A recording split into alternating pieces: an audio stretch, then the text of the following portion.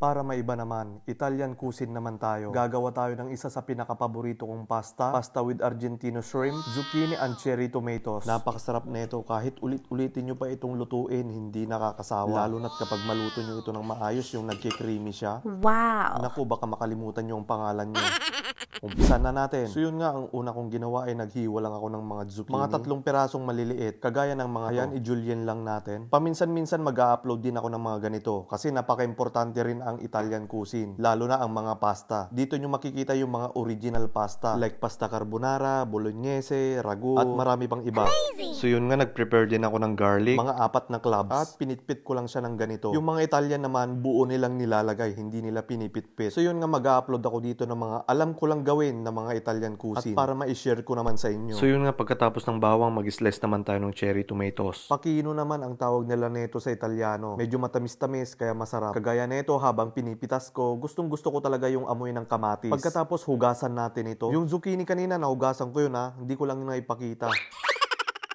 At pagkatapos, hiwain na natin. Yung malalaki, hiwain natin sa 4. Yung maliliit naman, okay na sa 2. Pagkatapos, ay linisan na natin yung sugpo ng Argentino. Ihiwalay lang yung ulo. Pagkatapos, balatan. Medyo frozen pa siya, pero okay lang. Pwede pala kayong gumamit kahit anong klaseng hipon. Yung kapitbahay mo na parang hipon, pwede yun. Joke lang. Tanay damo, bolang, anakan niya. Yun nga, pagkatapos, tatanggalin natin yung intestine. Para sa kaalaman ng iba, madumi kasi ito. Pero sa atin, okay lang yan. Pati nga balat, kinakain eh. Walang tinatapon. Pati nga yung alimango, nung ako'y bata pa eh, kahit mga shell nun, kinakain namin. Okay, yun nga guys, yung ulo, wag din nating itatapon kasi mapapakinabangan natin yan. Yan ay isa sa magpapasarap sa ating gagawing pasta. Naku po, high blood ang abutin natin neto. Okay, pagkatapos nating mai-prepare lahat ng ating mga sangkap, pwede na tayong magpakulong ng tubig para sa pasta.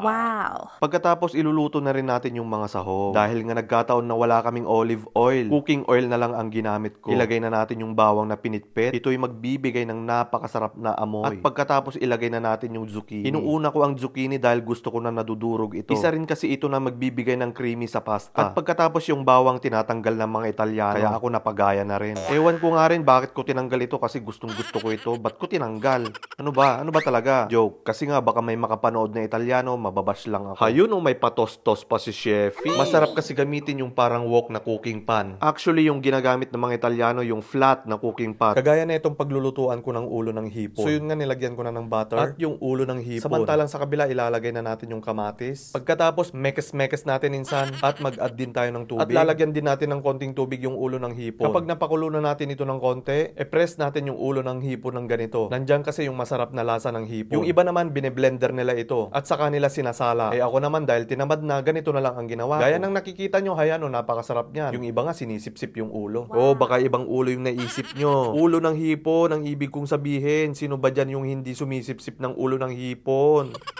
So yun nga, pagkatapos ng mga ilang minuto, tatanggalin na natin yung mga ulo ng hipon. At pagkatapos, maglagay din tayo ng laman ng hipon. At lagyan ng konting asin at lutuin konti. Hanggat natutuyo yung kanyang sabaw. Sa kabila naman, ilagay na natin yung natirang hipon. Pagkatapos, mekes-mekes ulit natin. Lagyan ulit natin ng tubig at konting asin. 2 pinch. Kapag nagumpisa naman kumulo yung isinalang nating tubig, lagyan na natin ng mantika. At 2 pinch ulit na salt. Yan ang mga napulot ko sa Jollibee. Pati na rin ang pagbukas ng spag noodles. Damn! Pak na pak, lagapak. Yan ang hindi alam ng mga Italiano. Late na lang nilang nalaman. Sa totoo lang, sa Jollibee nag-umpisa yan. So yun nga, wag nating kalimutang haluin ito lagi para hindi magdikit-dikit. At dagdagan ulit natin ng tubig yung ating sahog galing sa pinagpakuluan ng spag noodles. At huwag natin gaano lulutuin yung spag noodles dahil dito natin ifa-final kasama ng mga sahog. Kagaya na ito, ililipat na natin yung spag noodles. Uulitin ko, yung spag noodles ay half cook pa lang siya. Pagkatapos halu-haluin lang natin. Syempre nakasindi pa rin yung apoy. Pag medyo nakikita nyong nagdadry, dagdagan nyo lang ng tubig. Yung tubig na galing sa pinagpakuluan. Pagkatapos halu-haluin lang natin hanggang maluto yung spag noodles. Mekes-mekes lang. Oh my God, sarap na niya. Ayan, kapag natutuyo siya at hindi pa siya nagki-creamy, dagdag lang ulit ng tubig. Ayan, mekes-mekes lang ulit. O kaya itos na natin. Ayan, maganda ng itos ito. Sige, sige lang. Sige, kahit na matalsikan na tayo, okay lang. At syempre, titikman muna natin kung okay na yung asin. Kung matabang pa, mag-add tayo ng asin. Pinch-pinch lang para hindi sumobra. Okay, walang kamatayang mekes-mekes ulit. Ayan, medyo malapot na. Ready na ang ating pasta. Wow! Ito pala yung lunch namin ngayon, guys. Pero pag sa Pilipinas mo ito inihain, ang akala nila merienda pa lang ito. Para sa inyong mga kalaman, ganito lagi ang mga kinakain ng mga Italiano. So, ito na yung pinaka-lunch nila at pinaka-dinner. Dito sa Italia, disiplinado sila sa pagkain. Ayan. Wow. Kaya karamihan sa kanila ay sexy, hindi hugis hipon. Okay, guys, i-plate na natin. Wala kasi akong ladle na pang-plate, kaya ito na yung ginamit ko. Take note, guys, pag may olive oil kayo, lalong mas masarap ito. Lalo na kapag kakainin nyo na siya, pag nakikita nyong nagda-dry, lagyan nyo lang ng olive oil, mas masarap itong kainin. So yun nga, hindi ko na i-plinate ng maayos kasi pangbahe lang naman. So yan, nilagyan ko konti ng sahog. At syempre, lalagyan din natin ng toppings yan. Yung niluto natin na kasi parado kanina. Ayan, no, tignan nyo naman, no. Tingin pa lang, napakalinamnam na niyan. Damn! Sobra na sarap yan. Okay, tandaan nyo, ang pasta ay kinakain kaagad, hindi pinapatagal. Dahil magkaiba na nun ang lasa kapag lumamig na ito. Kaya ano pa yung hinihintay natin? Mga antana! Yaman na kin!